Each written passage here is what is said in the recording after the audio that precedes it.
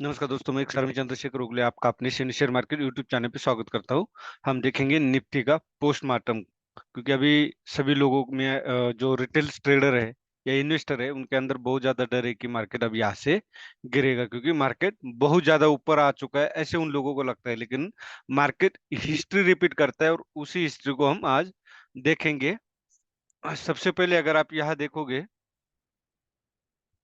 Market में, तो आप जुलाई 2023 से ही देखोगे तो यहाँ देख सकते हो डीआई ने कितना 1184 का सेल किया, एफआई ने बाई किया। उसके बाद एफआई ने सेलिंग शुरू की है इन 3 महीनों में, अगस्त सितंबर अक्टूबर में, और डीआई ने यहाँ पे बाइंग की है।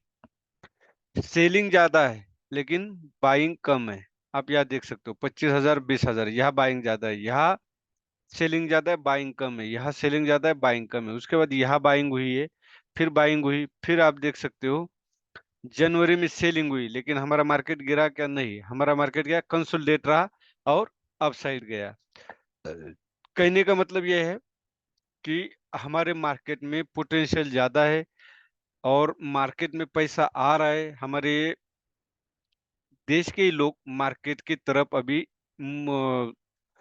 आ चुके हैं, उनको मार्केट के बारे में थोड़ा थोड़ा पता चल चुका है और वो मार्केट में पैसा डाल रहे हैं। आज जितने भी लोग देख सकते हो कि आप हर 10 घर में से 2 से 3 लोग जॉब कर रहे हैं, तो उनके पास पैसा आ रहा है और वो मार्केट में डाल रहे हैं। इसी वजह से अगर आप यहाँ पे देखोगे तो रेगुलर मार्केट इतना गिरा नहीं है जितनी की सेलिंग है। अब यहाँ देखो, यहाँ सेलिंग अगर आप देखोगे इस महीने की, मैं फरवरी की बात कर रहा हूँ, तो -7,000 है और डीआई की बाइंग कितनी है? 8,661। तो 1,000 की बाइंग हमारी ज्यादा है, मतलब हमारे पास भी अभी सफिशिएंट अमाउंट है। अब यहाँ हम पूरा हिस्ट्री देखेंगे मंथली कैंडल में। यह देखो कैंडल कब से है यहाँ पे, ये है मार्केट 90 से, 2 जुलाई 90 से कैंडल हमें शो कर रहे हैं। उसके बाद अगर आप यहाँ देखोगे तो 92 में आपको पता ही है हर्षद मेहता वाला, यहाँ से मार्केट गिरा था 1277 से 603। मार्केट कितना गुना गिरा है यहाँ पे देख सकते हो, ये 52, मतलब आधा ही।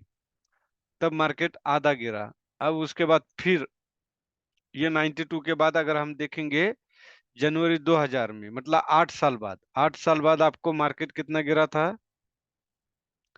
फिर 50% मार्केट गिरा है।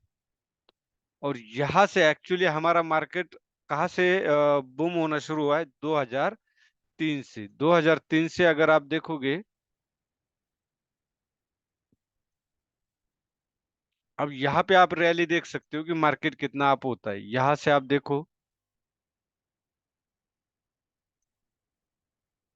2003 से 2008 तक, 5 साल के अंदर 600 गुना मार्केट अप गया था। 600 गुना कहाँ से अप हुआ था मार्केट? 914 से लेकर के मार्केट ने 6,358 का हाई बनाया था। उसके बाद मार्केट वहां से गिरा, ये गिरा था 2008 में, जो सत्यम कंप्यूटर वगैरह वो हुआ था।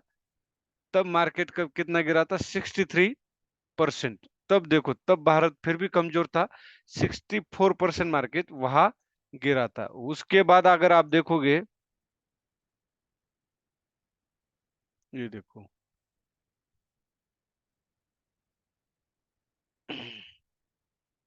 यहाँ कितना गिरा था? 64। अब वहां से मार्केट ने जो रैली दी है, आप यहाँ से लगा सकते हैं, तो ये रैली, ये देख सकते हो कितना है? 459। पहले कितना दिया था? 563। अब दिया 459, यहाँ तक की ये, ठीक है। उसके बाद ये कब का गिरा है? 2008 से लेकर के 19 तक, मतलब 11 साल तक मार्केट अप ट्रेंड में रहा। लेकिन यहाँ क्यों गिरा? कोरोना के वजह से मार्केट गिरा। गिरा तो कितना गिरा आप देख सकते हो, 39 गुना परसेंट। पहले कितना गिरा था सत्यम के टाइम पे 2003 में? 64 गुना। अब मतलब सॉरी 64%। अब यहाँ गिरा है 40% ओनली। लेकिन यहाँ से मार्केट अब कितना गया है?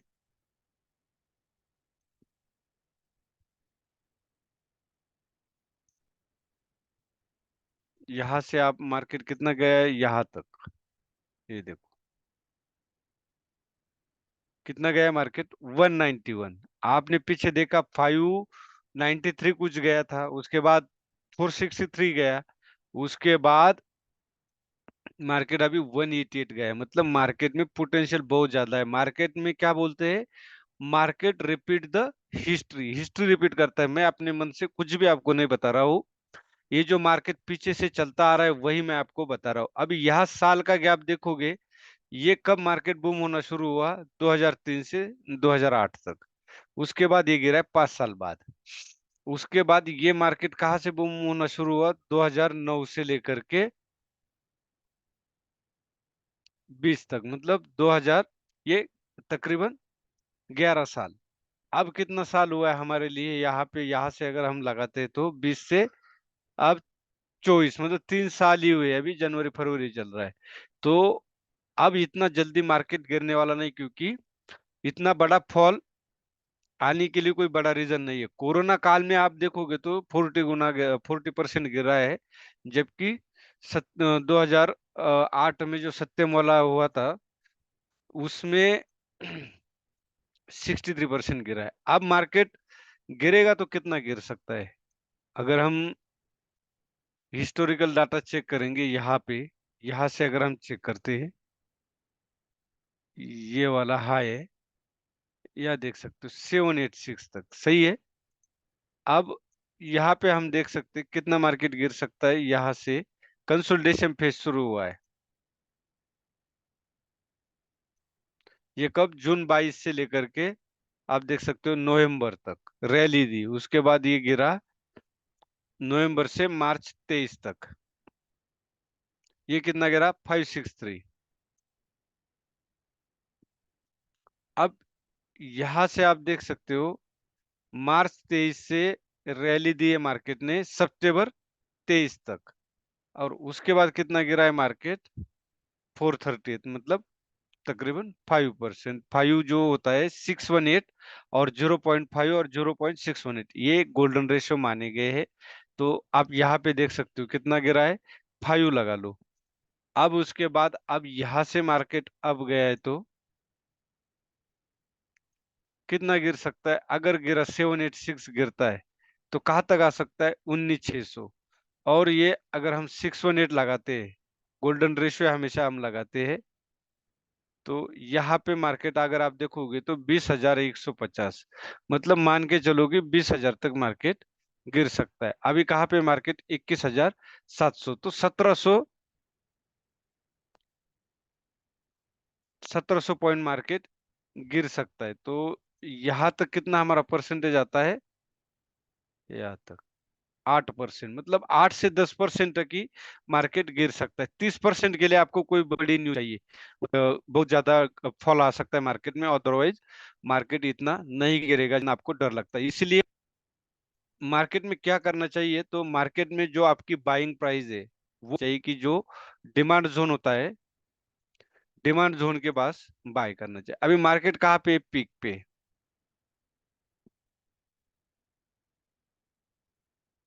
मार्केट यहाँ पीक पे। अभी आपकी बाइंग कहाँ होनी चाहिए? हमेशा ये याद रखिए, ये इलिट व्यू है। मैं आपको इलिट व्यू के बारे में भी समझा देता हूँ। इलिट व्यू क्या है? यहाँ एक डब्ल्यू पैटर्न बनने के बाद हमारी यहाँ से बाइंग शुरू होती, क्योंकि यहाँ हैमर कैंडल बनी थी छोटी सी। इस हैमर कैंडल को आप देख सकते हो, इसके ऊपर बाय बनता था। तो हम इसके लो से अगर रिलेटिव लेते हैं, ये इम्पल्सिव, ये करेक्टिव, ये इम्पल्सिव हो गई, ये करेक्टिव। यहाँ से 3 के बाद जो करेक्टिव आई है 4 नंबर की, उसमें आप देख सकते हो कि ये बी सी डी और ई पैटर्न बना है। A B C D E, 5 5 3, फिर ये बी सी 5 3, फिर ये बनेगा। यहाँ छोटा सा 5 दिया है, लेकिन उतना बड़ा 5 नहीं दिया है, बल्कि वो 5 आना चाहिए था यहाँ के आसपास। तो जब यहाँ तक नहीं आया, इसका मतलब यहाँ मार्केट में पोटेंशियल ज्यादा आ गया। अब मैं इसीलिए ट्यूब को डिलीट कर देता हूँ। अब यहाँ पे क्या है? ये 5 नंबर की वेव बनी है यहाँ पे, यहाँ पे, सॉरी ये 5 नंबर, अरे 1 मिनट, ये बनी थी हमारी 5 नंबर की वेव। अभी 5 नंबर की वेव के बाद एक ब्रेकआउट दिया है, हो सकता है अगर मार्केट आए तो जो मैंने बोला 21,140 है 21,296 तक आ सकता है। तो ज्यादा डरने की बात नहीं, 8 से 10%। तो मेरा मानना ये था आपको बताने के लिए कि आपकी बाइंग कहाँ पर होती है, जहां गिरता है वहीं पे बाइंग कीजिए। अभी मार्केट जैसे यहाँ पे आया, यहाँ के आसपास अगर यहाँ पे आप लगा सकते हो, ये जो पॉइंट बनता है इसको मैं बोलता हूँ rally drop, rally base rally. ये यहाँ तक मार्केट तो आया नहीं, यहाँ पे डिमांड जोन बना था, यहाँ पे नहीं आया। तो आपका क्या है, जब भी मार्केट गिरता है 0.5 और 0.618 जो गोल्डन रेशियो है, वहां पे आप बाय कीजिए। अब आपका यहाँ से कोई गिरावट आती है तो आप यहाँ पे बाय कीजिए। इसको ब्रेकआउट देता है तो जब एक पुल बैक देगा तब आप इसको बाय कीजिए।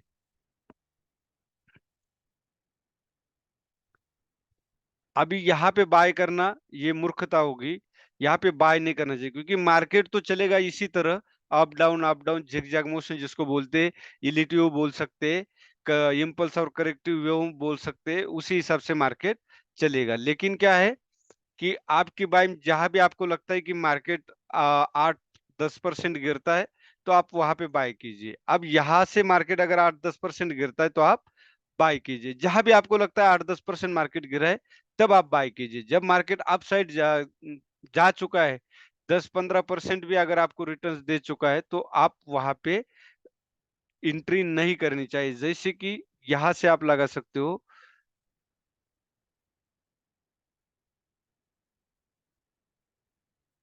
यहाँ पे अगर आप देखोगे 17% मूवमेंट दिया है, तो आप यहाँ पे एंट्री नहीं करना चाहिए। यहाँ से भी अगर आप लगाते हो तो यहाँ पे भी देख सकते हो 23% मूवमेंट दी है। तो जब भी मार्केट गिरता है 10 से 12%, 15% लगा लो, एक 15% का आप लमसम लगा लो, 10 से 15 के बीच में, तो आप वहां पे एंट्री कर सकते हैं। इतना जल्दी मार्केट में बहुत बड़ा फॉल नहीं आएगा, कंसोलिडेशन फेज में जा सकता है मार्केट, तो कोई बात नहीं। क्योंकि 5 इलेटिव जो है, मतलब 5 में जो इलेटिव बनती है वो पूरा हो चुका है साइकिल, तो उसके बाद एक कंसोलिडेशन फेज आना चाहिए, तो जिसको हम बोल सकते हैं डिस्ट्रीब्यूशन फेज। डिस्ट्रीब्यूशन फेज के बाद तय होगा मार्केट नीचे जाएगा कि अपसाइड जाएगा। तो डरने की कोई इतनी बड़ी बात नहीं है। आप फ्रेश एंट्री ना करें, जब कोई 10-15% अगर मार्केट गिरता है तभी आप इसमें एंट्री करें।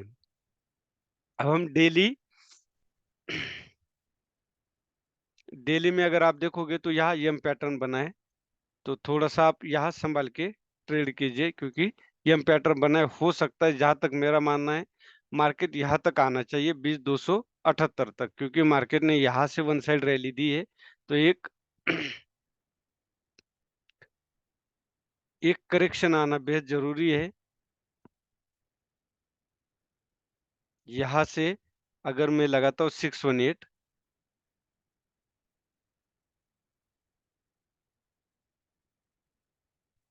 ये 20,100 के आसपास या 20,000 तक आ जाना चाहिए। अगर यहाँ आता है तो वेल एंड गुड, हमारे लिए अपॉर्चुनिटी होगी।